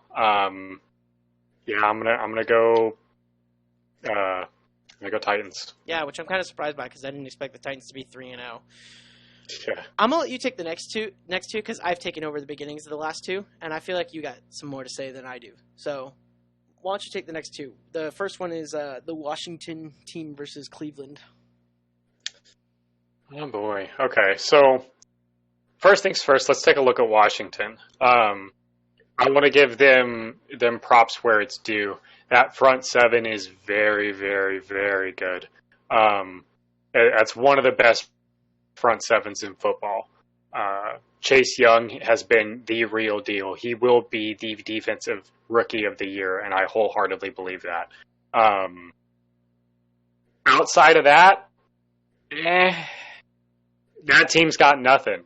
Dwayne Haskins isn't good. All right, don't disrespect They have Terry a running. McLaurin. Please don't disrespect the man. Okay. Outside Terry McLaurin on offense and outside of the front 7 on defense, that team's not good. I will give them credit. They have a very, very good coach that will have them prepared and ready to play every single week. Yeah, regardless of the outside of that, I just don't think they have the talent to maintain and keep up with a lot of the teams in the league. Maybe they can make games competitive throughout the middle portions of the game, but I feel like just in the long term, that they aren't going to be able to keep up with the majority of teams in this league. So this is last year's Dolphins. Right. And now when I'm looking at the Browns, they still have an incredible amount of talent. They have by far the best running back duo we've seen in I don't know how long. I can't name a better running back duo ever than Nick Chubb and Kareem Hunt. And I know that's Lamar saying Jackson, a lot. Mark Ingram. Okay. I'm Jesus. joking. Okay. But honestly, it's incredible. And the way what they did, I know it was against the Bengals, but what they did last Thursday between Kareem Hunt and Nick Chubb was just insane. Baker Mayfield overall looked really solid in that game outside that really terrible interception that he had. I think this one. The two best we've probably seen in recent. I'm sorry, I want to address this because you're saying you can't think of a dynamic duo recently in their heyday. So I'm talking like 2016. Tevin Coleman and Devonta Freeman. Yeah, probably that was a good one, but I would still far and away take Kareem Hunt and Nick Chubb. I would agree with you there, but I was just trying to throw. No, I see what you're saying. Yeah. Also, there was that one Bears year where Tariq Cohen had 1,600 yards and Jordan Howard had 1,400. Yeah, that was a ridiculous monster back then too. But yeah, I digress. But for this game, it's pretty easy for me. I'm going to take the Browns. I'm not a big believer in the Browns. I still don't think they're making the playoffs. I think I don't know. There's just too many personalities on that team, and I just don't think it meshes very well. But I think they take this game pretty easily. Yeah, I think they take it. Browns got 2-0. Woo! Or sorry, not 2-0. 2-1. 2-1. Woo! All right. Next one, and I think you'll probably have a lot to say on this one. What do you got on the Rams and the Bills? Rams and the Bills. Honestly, this might be one of the best games, if not the best game of the week. We better get this game on Fox. I will. Oh, I hope so. Yeah, this is a game I would actually really like watching. I'm gonna look it up and see if we get it. All right, go ahead. Anyway, first things first, let's take a look at the Bills and Josh Allen. Allen. Hey, real quickly. We got it? We get both the Raiders and the Patriots and the Rams and the Bills. Nice. Yes! Solid. We get the two best matchups in the morning. Let's go. All right, anyway. Awesome. Okay, so I'm definitely going to – let's take a look at the Bills. So Josh Allen, he's the dark horse MVP candidate. And again, I think it's way too early to be talking about that, but we're the head couch analysts, so we're allowed. He's the number 2. I think it's Russell Wilson, a mile of shit, and then Josh Allen, and then Kyler Murray. But Josh Allen's been absolutely on fire through the first 2 games, averaging 364 passing yards a game through the first 2 games. And I saw a tweet, I believe it was by Bootleg Fantasy, a guy we had on this podcast previously, if you guys want to go check out that episode. But he said we basically bullied Josh Allen into being a good quarterback. And I thought it was absolutely hilarious. And he's been excellent. And then on top of that, when you look at the weapons that they have on offense, is Stephon Diggs. They still got Devin Singletary. They have Zach Moss, the rookie running back that they got, who has been splitting snap with Devin Singletary. And they look like a good 1-2 punch. And then obviously just their defense is excellent. And now when we look at the Rams, it looks like they're returning to form. They had their Super Bowl slump last year and still went 9-7. Sean McVay is one of the best offensive minds in this league. And obviously they have the best defensive player in football in Aaron Donald. This is a tough pick. I actually don't remember off the top of my head who's playing at home this week. Can you let me know that one? Yeah, Buffalo's playing at home. So Buffalo's playing at home. Yeah, the Rams. It's 10 o'clock. 10 o'clock body clock game. Man, that's tough. Honestly, it pains me to say it because it's an NFC West team, but I think I'm gonna go Rams. I think that front 7 of the Rams is really going to get after Josh Allen and contain him in the pocket. And then Aaron Donald's going to get after him. The secondary is really, really good. If they take away Stephon Diggs, Josh Allen might be in a bit of a trouble, and we might see a little bit of the old Josh Allen. I think it'll be a close one, but I think I'm going to give this one to the Rams, and they're going to get off to a 3-0 start, unfortunately. I hope I'm wrong. Unfortunately for you, right? Yeah. So, believe it or not, I'm actually going to give this one to the Bills. I really, really kind of hope the Rams go 3-0 because I really want to see the Rams from 2018 again. No, I don't. I know you don't. I do, though, because I'm a lover of football, and Sean McVay at his best is good football. On the other hand, I'm a biased, defensive-minded person. That is my one knock as an analyst, right? I usually will lean towards defensive teams because I like defense, and I think defense matters more than offense sometimes. And Sean McDermott is a fantastic coach on a very heavily defensive team in the Bills. And I think it's only perfect that Josh Allen has become better because this team was always going to win football games based upon the fact their defense is good/great. But now, Stephon Diggs is going for 153 yards and a touchdown, and Josh Allen is throwing for over 400 yards? What? Mm-hmm. That's happening? It's crazy. And he hasn't thrown an interception? What? Yeah. Insane, right? He's been excellent. So, I think for a team it's not peaking, it's getting to its peak. Now, the Bills' problem might be, will they peak too early in the season? That could be their problem. But they are getting to their potential. This is the Bills team that everyone has always talked about that it could be. Josh Allen is finally accomplishing what he could be. He's got a really hard test on the Rams, to be fair. As Pardue just said, Josh Allen could very well revert a bit, playing against a better defense. I'm going to gamble and say he won't, and I'll take the Bills at home.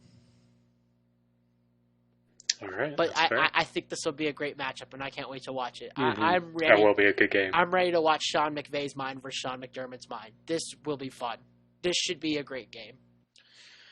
Oh, and then with every great game comes one you don't really want to watch, and it's the Bears and the Falcons. I would say if the Bears win this in convincing fashion, is Dan Quinn fired?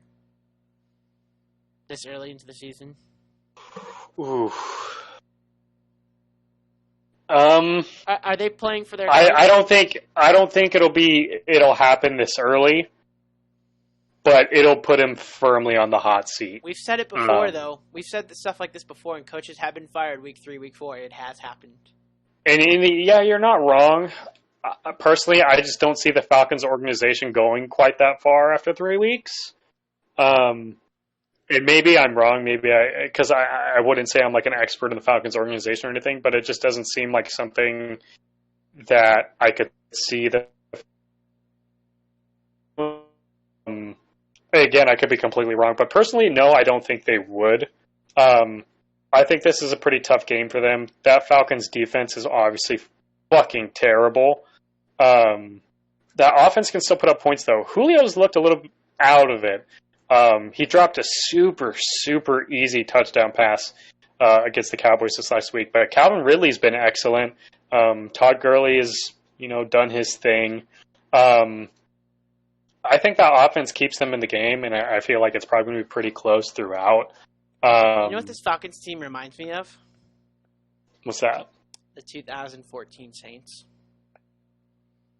An amazing offense that scores like 35-plus points per game, but it still goes to like 6-10 or 7-9 because their defense is allowing more.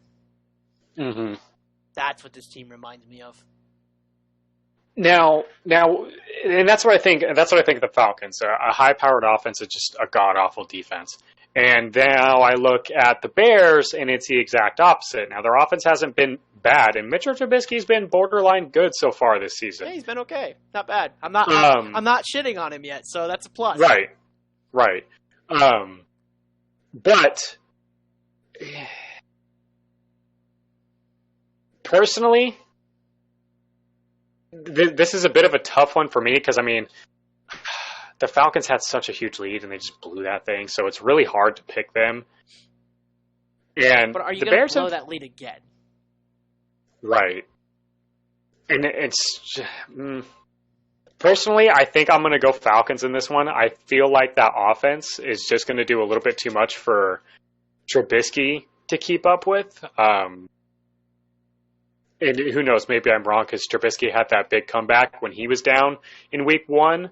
But personally, I don't think the Bears quite have the firepower to keep up with the Falcons. And I think that'll be the difference in this game. But overall, I think it'll probably be pretty close throughout, and then the Falcons will probably get away with it towards the end. But yeah, I'm going to take the Falcons in this one. Yeah, this is a tough one because I really want to take the Falcons as well. And a piece of me also wants to take the Bears. Quite honestly,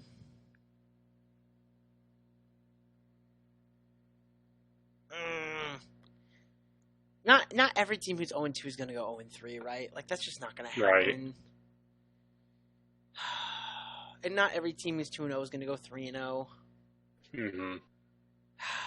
And the Bears are just a team I can't see as 3-0, and the Falcons are a team I can't see 0-3. This feels like a Falcons win, quite honestly. I kind of agree. They got more weapons. I think they got more weapons than the Bears defense can keep up with. Right. If you are going to allow the Lions to start to randomly stack points on you 17-0, right? What makes me think the Falcons can't do that? Right, exactly. And if they blow another lead, let's not talk about a Falcons blow another lead. So I think the Falcons will probably win it here, and they're in their dome at home. Yeah, I'm gonna be with you. I'll pick the Falcons here. Next is the Chargers and the Panthers. I kind of want to pick this one outright. I still don't like the Chargers, despite the fact Justin Herbert's playing. Feel really bad for Tyrod Taylor.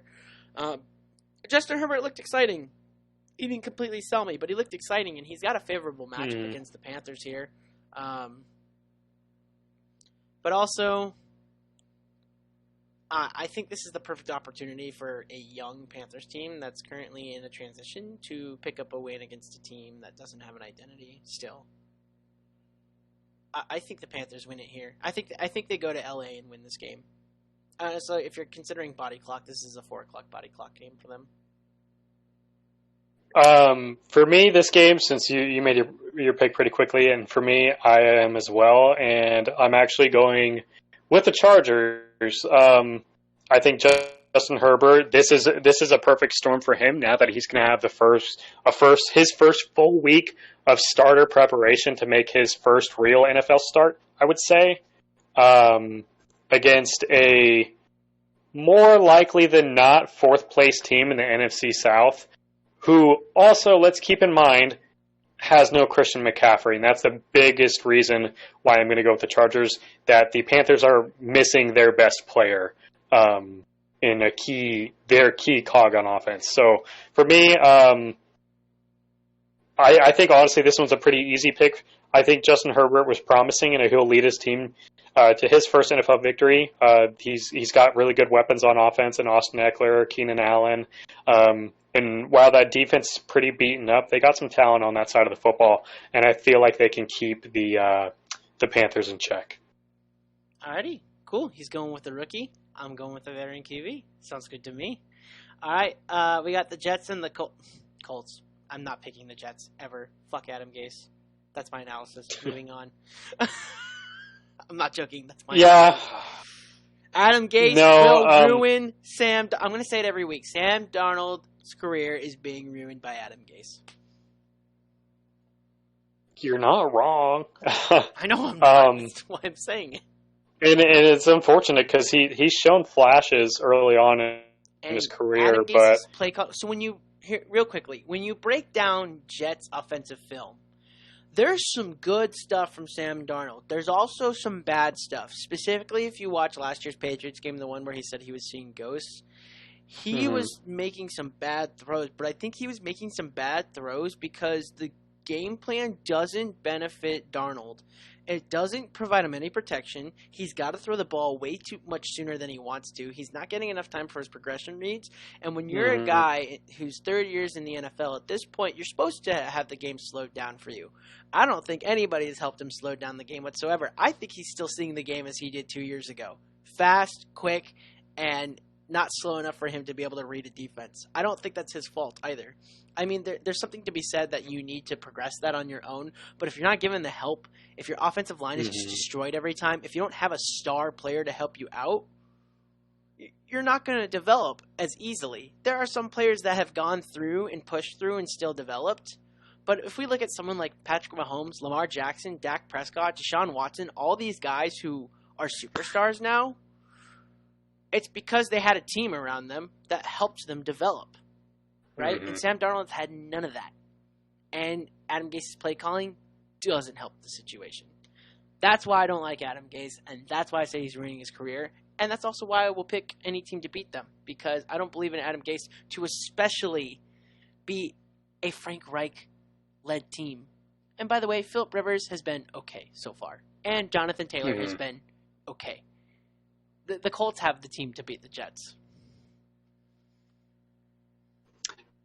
Yeah, no, I agree. This one's pretty easy for me. The Jets don't have anybody on their team that's worth mentioning, quite honestly. It's pretty easy. Colts. Yep. I don't think there's much to be said on this one. So it's too damn bad the Cowboys never signed Earl Thomas because they play the Seahawks this week, and that would have been fun. But they didn't. I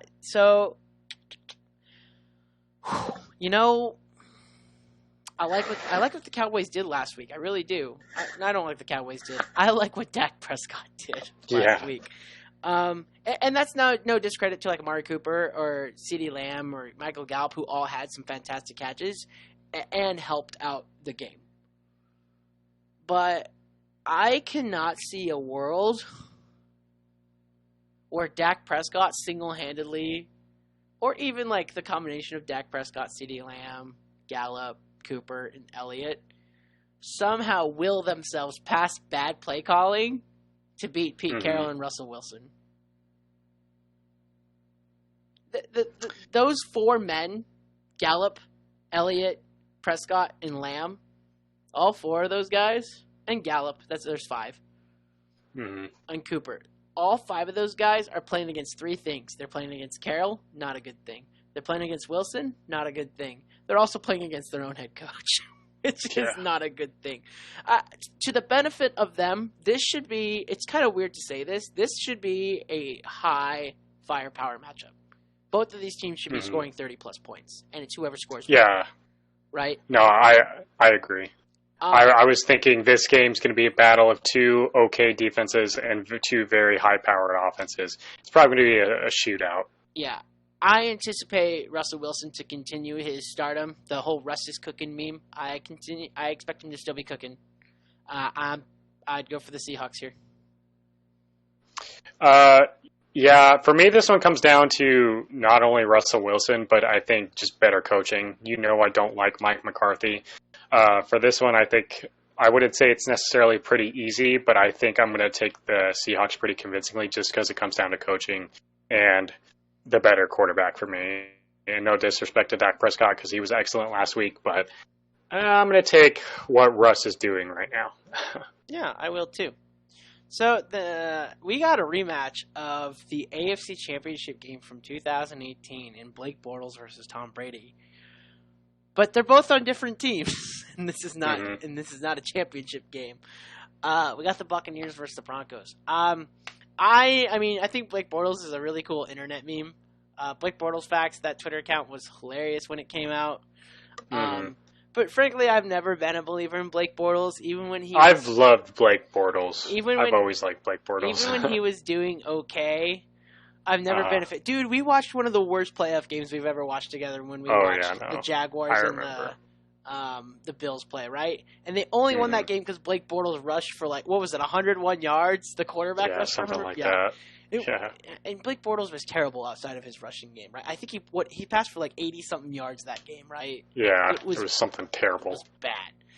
So I think Blake Bortles is a great internet meme, I don't think he's a bad guy either. The fact that he said he bought a Tesla so that way he'd never go to the gas station to chew, but now he just takes his Tesla to the gas station to go get chew is hilarious. He's a funny guy, but like he doesn't. It's not like when the Broncos signed him, I was like, yeah, they got this. Mm-hmm. No, I was. They don't. I'm sure you were. I don't think they got this. I'm pretty sure the Buccaneers are going to beat the Broncos. And that's dude. My pick. Off topic, I had in my Madden Ultimate Team a couple years back. I think it was Madden 18 or 19. The one that had Antonio Brown on it. It was Madden 18. Anyway, I had in my Madden Ultimate Team, basically, I know you don't really play Madden. It's like a fantasy team that you can have, like, and you can like get great players from all generations of football. So you can like get guys from the 40s and stuff like that. But I had an 89 overall Blake Bortles, and he was a god, dude. And that's another big reason why I like Blake Bortles. But anyway, going to this game, I don't see any chance the Broncos win. Even if Bortles is playing, it's his first start. Their team's pretty injury riddled. Yeah, it's going to be a Broncos loss. Yeah. It'd be kind of fascinating if with all the weapons that Blake Bortles is going to have that he did well, but, press X to doubt. That's me right now. Yeah. All right, next one. Lions and Cardinals. This is a perfect trap game for the Cardinals to lose. This is also the perfect game for the Cardinals to lose so that the media can shit on them. Because the media has... I'm sorry, media. You're late on the 8 ball. Welcome to the Jacob Sanders hype train, because I've been on this hype train since June. Thank you very much. Even if the Cardinals still lose this game, I'll be like, whatever. Like, that's one of the 5 losses. All right, cool. Right. That'll be me. 11-5. That's where I got them going. But this Lions team, the last time they faced off, which was last year, they blew a lead, and it was a tie. I sure as hell don't see them getting a lead, actually. I just don't. I don't see a scenario where the Cardinals lose this. Outside of Matt Stafford throwing for 400 yards and 5 touchdowns, that's the one scenario I see it. Mm-hmm. And with what talent is Matt Stafford throwing for 400 yards and 5 touchdowns? Kenny Galladay's a pretty good receiver. Okay, but is he gonna amount for all 400 yards and 5 touchdowns? Yeah, no, I see what you're saying. So, for me, I see where you're coming from when you say this might be a trap game. Because honestly, this is the one, even more than the 49ers, that kind of makes me a little nervous. And maybe it's just because I'm not used to being 2-0, and I don't want to lose to a bad team. But here's where I'll give the Lions some credit, is their offense is a lot better than what they are given credit for. Matthew Stafford is a very good quarterback. They got a very, very good wide receiver in Kenny Galladay. DeAndre Swift hasn't been excellent on the ground, but he's been pretty decent through the air. Excuse the one drop he had in week 1 that would have won them the game. And that feels so bad. I feel bad still. Yeah, that sucks. But I mean, I do have him on my fantasy team, so I've seen his production. He's dropping like 12 to 13 points in both of his first 2 games so far. So I mean, he's being productive. But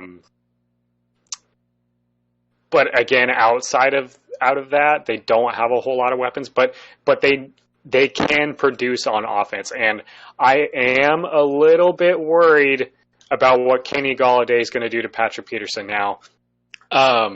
Patrick Peterson's had a pretty shaky start to the season, and he got torched by Terry McLaurin pretty good this last week. And yeah, Terry McLaurin's a pretty good wide receiver, but we're also, Patrick Peterson's supposed to be shutting down those pretty good wide receivers. So what Kenny Galladay might do to him in this defense worries me a little bit, but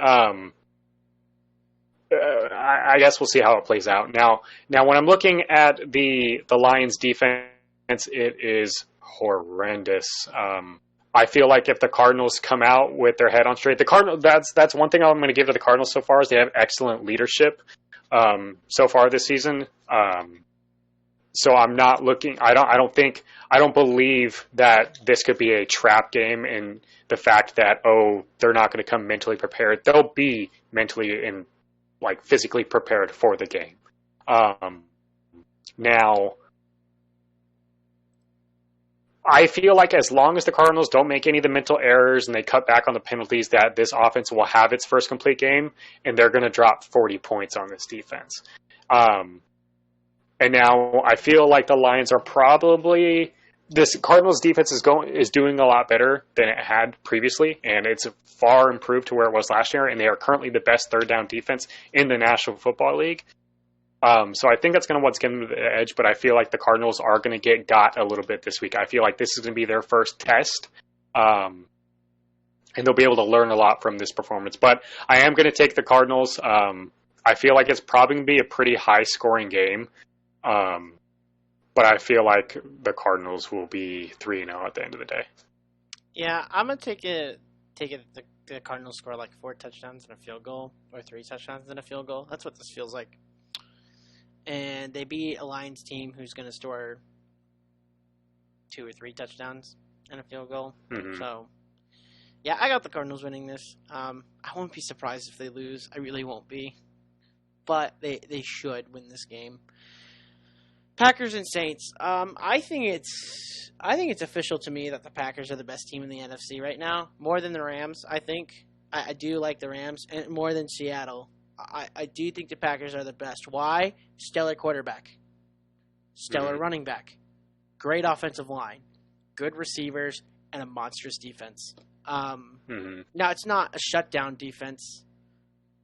But it's a defense. But when you have an offense that's good, you don't need a shutdown defense. No, but if you can have one that's in the top half. Yeah, exactly. Packers defense is probably like number 9, number 10 defense. I mean, they've let teams score on them, but who cares when your team has 40-plus points? You can score all you want because you're not scoring more than them. Yeah, I think it's unfortunate that the Saints are facing basically a better version of the Raiders. When you think about it, they're a better version of the Raiders. Better quarterback, better running back. And that's saying a lot because Josh Jacobs is great. And better defense. It is a better version of the Raiders. And if you can't beat the Raiders, why would you beat the better version of the Raiders? Yeah, I give this to the Packers. They're going 3-0. Yeah, like I said earlier in this one, Drew Brees isn't himself.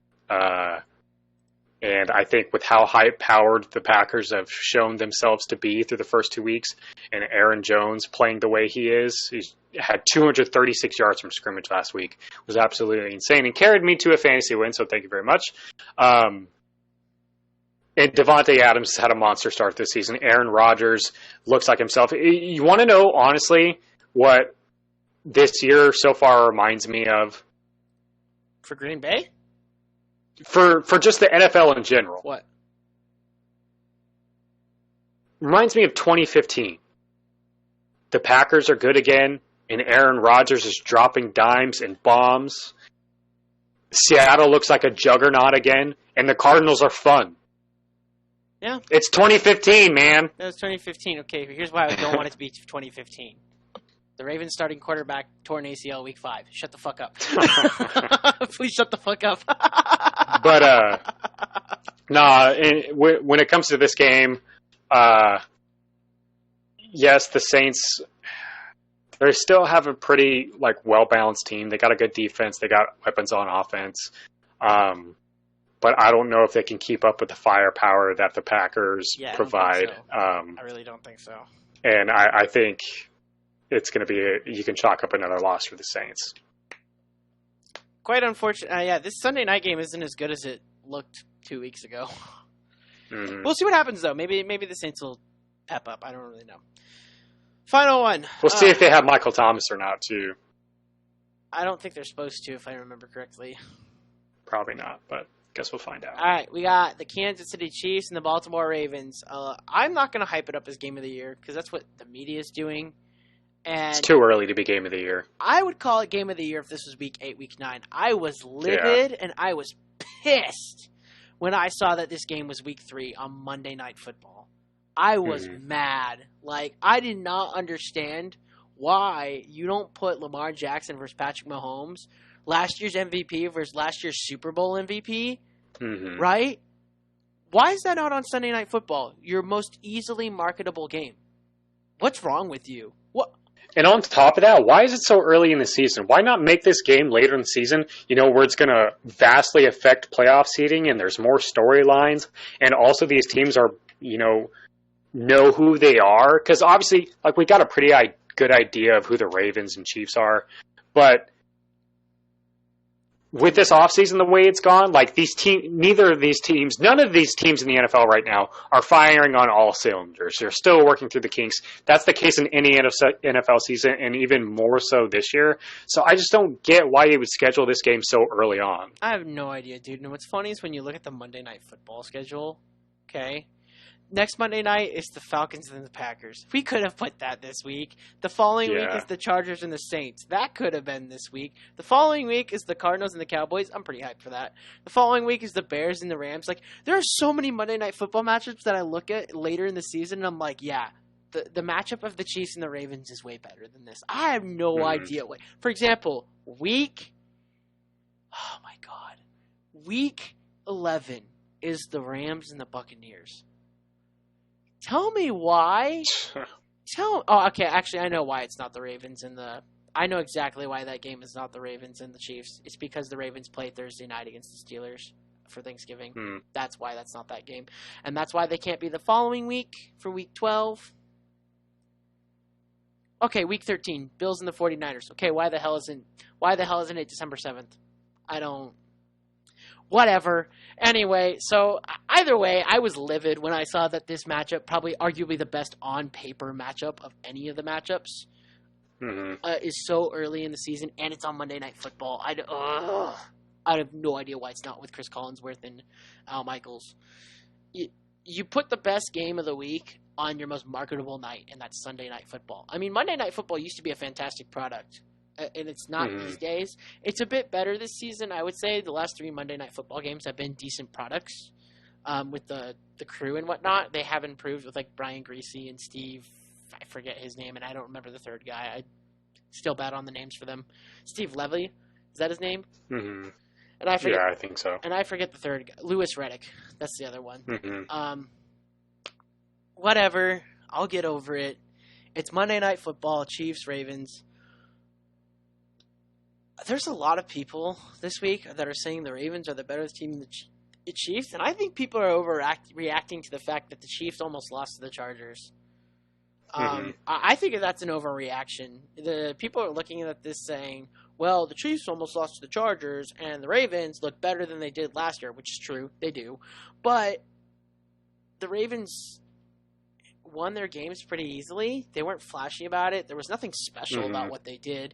And you could make an argument either way. If you say, well, if they did nothing special and they won their games by 16 plus points each, isn't that fantastic? Because if they do something special, they'll blow someone out. Yeah, I totally agree. But the other side of it is, if they're not doing anything special right now, can you beat a team that you're 0-2 against in the last 2 years?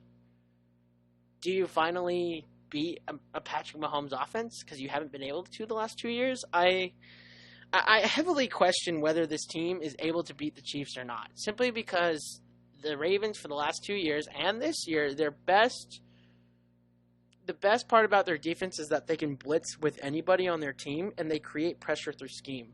And Patrick Mahomes is amazing against the blitz. I think the difference here, though, is when they played last year, they didn't have Marcus Peters, they didn't have Calais Campbell, and those are the two big difference makers here. And Marcus Peters has been excellent for Baltimore. I was wrong. I did not like the trade when it happened. I thought it would be terrible for us, and it has been one of the best things that our general manager did, Eric DeCosta, last year. And then he got Calais Campbell. On paper, the Ravens look better. But I'm done talking about the matchup. What do you think? How do you look at this game? So for me, to be quite honest, I haven't looked as closely at the Ravens and Chiefs through the first 2 weeks. Obviously, I know they're two very, very good football teams, and they're the two best teams in the AFC. That's easy to say and easy to know, but I haven't watched them closely enough to really see what they've looked like. So Monday night will be my first real taste of them this season. I watched the opening game of the Chiefs and Texans, but I didn't feel like the Texans were a very good team, and I also didn't feel like the Chiefs were really playing to their strength. They feel like they just come out and kind of just, took what the Texans gave them, which wasn't, much of any kind of resistance whatsoever. So it's tough to bet against either of these quarterbacks or either of these teams. Personally, I like the fact that the Ravens' running game is a bit more proven. Because I like Clyde Edwards-Helaire, but I'm not sure how he's going to look against a very, very good Ravens defensive front. And then, obviously, Patrick Mahomes, and they have so many weapons that they could attack you with through the air. But, I mean, the Ravens have some, too. This is no easy matchup to pick, but honestly, sorry to your Ravens. I think it's too difficult to not give it to Patrick Mahomes and the former Super Bowl champs. I just feel like they have too much offensive firepower, and not that the Ravens don't. I just feel like it's going to be a little bit too much for the Ravens to keep up with. So for the last 2 years, I've picked the Chiefs to win both matchups. And going into last year, for the third time that I thought they would meet up, because I thought the Ravens would beat the Titans pretty handedly. Spoiler alert, did not happen. I thought the Ravens were going to lose to the Chiefs at home last year. I was so certain the Chiefs were going to the Super Bowl going into it. And they did. I was also really certain that the Saints were going to go to the Super Bowl, and they didn't. So I had a Kansas City Chiefs-Saints Super Bowl going to the playoffs last year. And the reason being is because of everything I said before matchup-wise. This year, it's kind of weird. I think this is the kind of year, actually, where the Ravens win the in-season game and then they lose in the playoffs to them. That's what this feels like. I'm going to say the Ravens win this game because I think on paper they are better. And Lamar Jackson has looked vastly improved. And I think even if you get a pass rush on him, because I said the offensive line is a problem for them right now, it's Lamar Jackson. He'll escape the pressure, quite honestly. And the Ravens have not abandoned their identity, which is a running team. Right. They can run the football better than anyone. That's still true. And because the Ravens have a knack for scoring and scoring a ton, I've always said if you want to beat the Chiefs, you got to score more than them. Not because you score more than a team to win the game, but because you're required to score 30 or more points, and the Ravens can do that. I actually will pick Baltimore, despite the fact that I'm usually not wanting to pick them against Kansas City. But I think they look better right now. I think they're going to be better on Monday night, but I won't be shocked if by the end of the season the Chiefs are the better team. All right. It's kind of weird because actually going into this episode I was going to pick Kansas City, but now that I've talked myself into it, I think early on in the season Baltimore will show to be better, but by the end of the year I would not be shocked if the Chiefs were better than Baltimore was. Or if they're just two high-powered teams that blow each other's heads off and it's like a last-minute drive by one of the two teams that wins the game if they play each other in the playoffs. All right, so that is our Week 2 setting. I think we've said everything we need to say. You got anything else? I think that's all I got. That's it. So you can follow Pardue at AltaSportsAZ. You can follow the show at HC Analysts, and you can follow me at HCJC Sanders. We love that you guys are listening to our show. We're only getting I think 12 to 15 to 20 per, but that's okay. You got to start somewhere. So thanks to the people who listen. Thank you for sticking with us, and we will see you guys next week.